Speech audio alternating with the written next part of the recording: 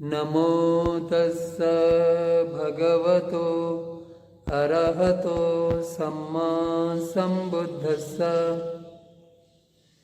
విశుద్ధి మార్గంలో ఇంతకుముందు మనము రెండవ ధ్యాన సమాధి గురించి చెప్పుకున్నాం.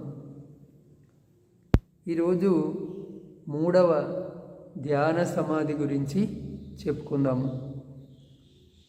ఇలా రెండవ ధ్యానం ప్రాప్తించిన తర్వాత దానిలో కూడా ముందు చెప్పబడిన పద్ధతి ప్రకారమే 5 విధాలుగా నిపుణుడై అభ్యస్తమైన రెండవ ధ్యానం నుండి లేచి ఈ సమాపత్తి ప్రతిపక్షం వంటి వితర్క విచారాలకు దగ్గరగా ఉండేదిగా ఉంది. వానిలో ప్రీతియుక్త చిత్తం యొక్క వికసనం వలన ఇది స్థూలమని పిలువబడుతుంది. ప్రీతి స్థూలం కావటం వలన ఇతర అంగాలను దుర్బలం చేస్తుంది అని చెప్పబడిన ఆ రెండవ ధ్యాన సమాధిలో దోషాన్ని చూచి తృతీయ ధ్యాన సమాధి వైపు శాంతిపూర్వకంగా మనస్సు నుంచి ద్వితీయ ధ్యాన సమాధిపై కోరికను వదిలి తృతీయ ధ్యాన సమాధిని పొందటానికి ప్రయత్నించాలి.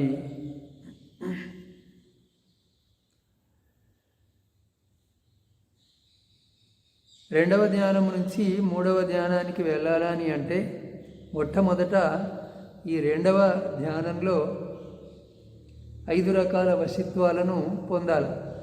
మొదటి ధ్యానం విషయంలో ఏ విధంగా అయితే 5 రకాల వశిత్వాలను పొందాలని చెప్పుకున్నాము.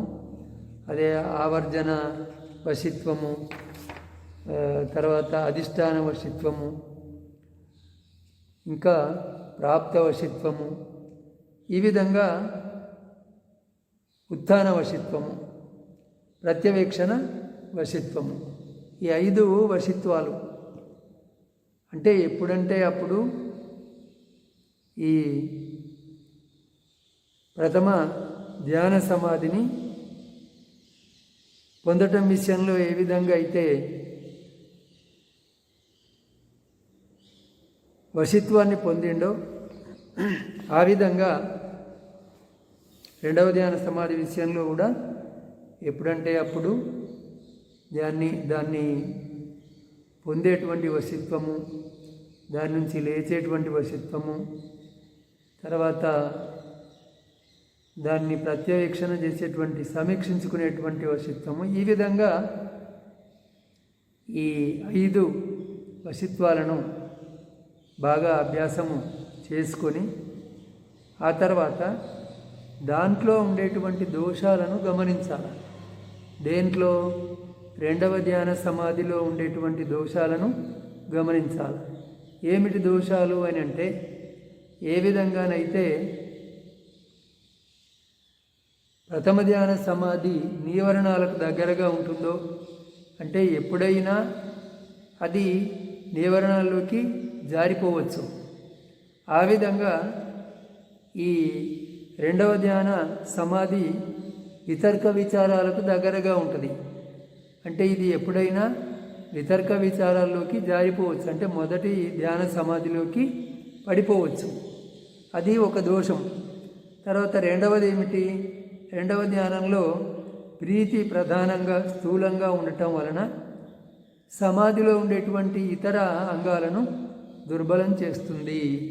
ఆ సుఖము, ఏకాగ్రత వాటిని అది దుర్బలము చేస్తుంది అని ఈ విధంగా రెండవ ధ్యాన సమాధిలో దోషాలను చూసి ఇక మనసును దాని నుంచి వెనుకకు తీసుకొని మూడవ ధ్యాన సమాధిలో నిలపడానికి ప్రయత్నము చేయాలి. ఈ తృతీయ ధ్యాన సమాధి నుండి లేచి ఎరుకతో సమగ్రమైన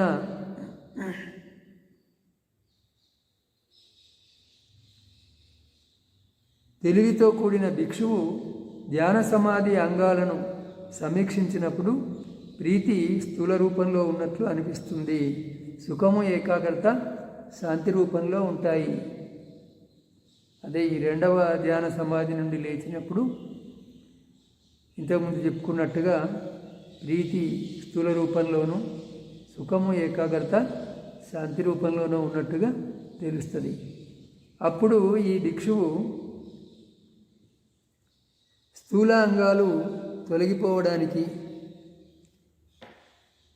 శాంతి అంగాలు ప్రాప్తించడానికి, అదే పృథ్వీ నిమిత్తంలో మనస్సును చక్కగా నిలుపుతూ ఇప్పుడు మూడవ ధ్యాన సమాధి ఉత్పన్నమవుతుంది అని తెలిసి భవంగాలను ఛేదించి ఆ పృథ్వీ కచనాన్నే ఆలంబనం చేసుకొని మనోద్వారావర్జన చిత్తాన్ని ఉత్పన్నం చేస్తాడు.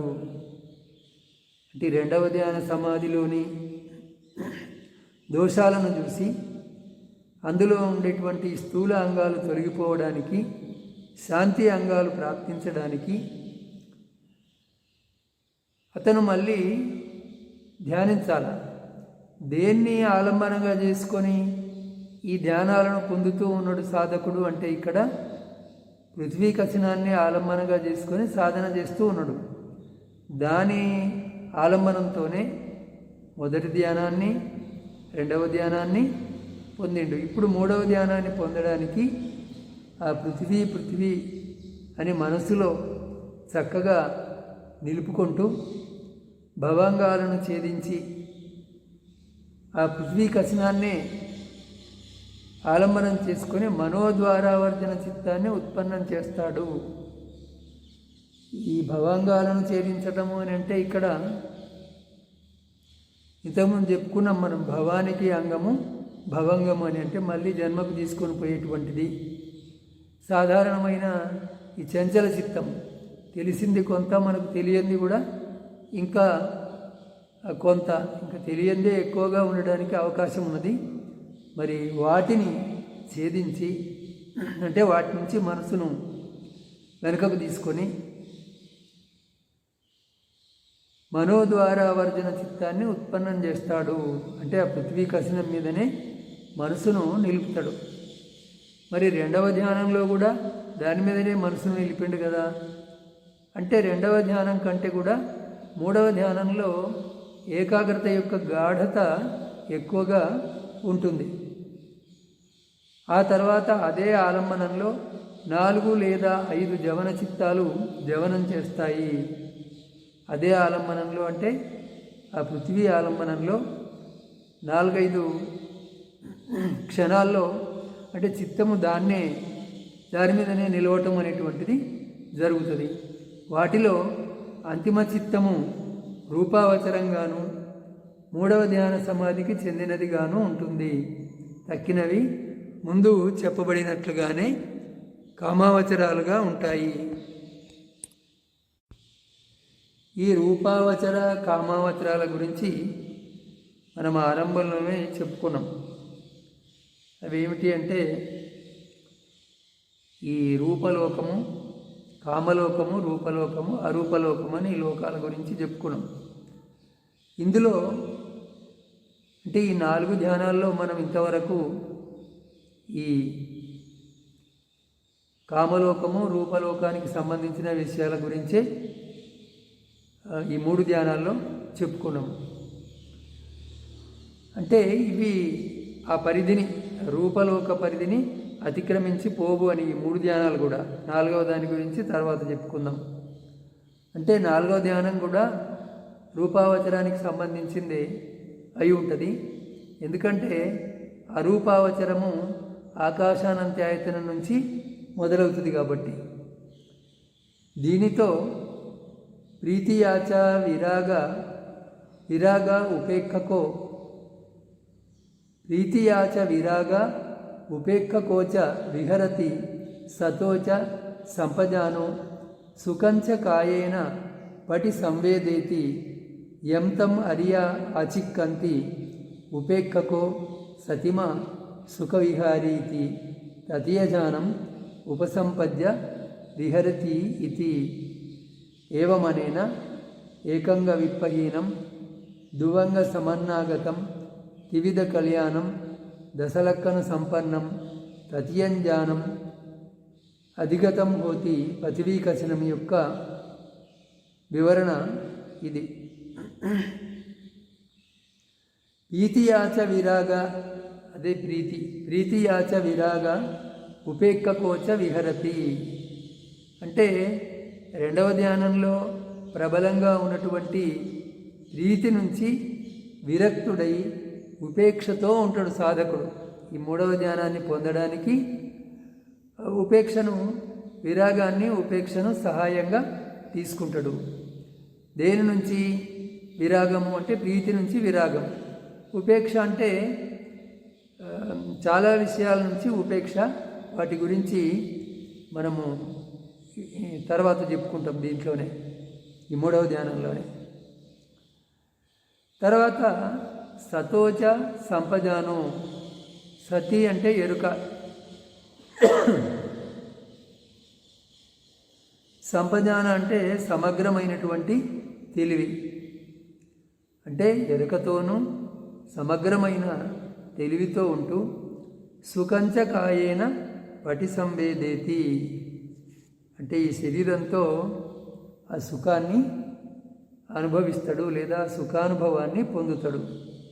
అటువంటి వాన్నే ఉత్తములైనటువంటి వారు, శ్రేష్ఠులైనటువంటి వారు ఉపేక్షకుడు, ఎరుకగలవాడు, సతిమా అంటే సతిగలవాడు, ఎరుకగలవాడు, స్మృతిమంతుడు, సుఖవిహారి అని అంటూ ఉంటారు. అట్లా అంటూ ఉండగా తృతీయం ధ్యానం ఉపసంపద్య విహరతి, మూడవ ధ్యానాన్ని పొందుతాడు. ఇక తర్వాత చెప్పుకున్నటువంటివన్నీ మొదటి ధ్యానంలో చెప్పుకున్నటువంటివే. ఏకంగా విప్పహీనం దువంగా సమానాగతం, అదంతా కూడా. ఇక మనం ఇంతకుముందు ఈ ఉపేక్ష అనేక విధాలుగా ఉంటుంది అని చెప్పుకున్నాం. దాని గురించి తెలుసుకుందాం. వస్తువుల లేదా ఘటనల ఉత్పత్తిని అనుసరించి వాటిని చూస్తాడు కనుక ఉపేక్ష అనబడుతుంది. అనగా సమభావంతో చూస్తాడు, పక్షపాతం లేకుండా చూస్తాడు. అది స్పష్టము, విపులము, సుదృఢము అయి ఉండటం వలన ధ్యాన సమాధి ప్రాప్త భిక్షువు ఉపేక్షతో కూడినవాడు అనబడతాడు. ఉపేక్ష అంటే సమభావంతో చూడటం, పక్షపాతం లేకుండా చూడటం. అది స్పష్టంగా అవటం వలన, అంటే ఉపేక్షలో నేను స్థిరంగా ఉన్నానటువంటిది స్పష్టంగా అవటం వలన, అది విపులమై ఉండటం వలన, దృఢంగా ఉండటం వలన ఈ ధ్యాన సమాధిని పొందిన భిక్షువు ఉపేక్షతో కూడినవాడు అని పిలువబడతాడు. ఈ ఉపేక్ష 10 రకాలుగా ఉంటుంది.